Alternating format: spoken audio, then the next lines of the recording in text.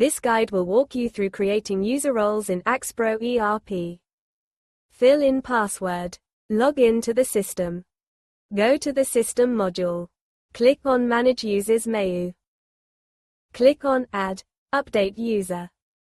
Input the username in this field. Enter the desired password. Select the user type from drop-down. Select the access level for the user from the drop-down. Select the default cost center for the user from the drop-down. Select the allowed cost centers for the user.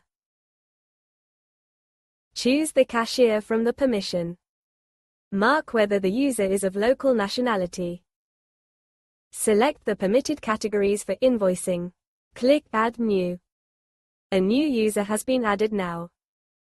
You have successfully created a new user role.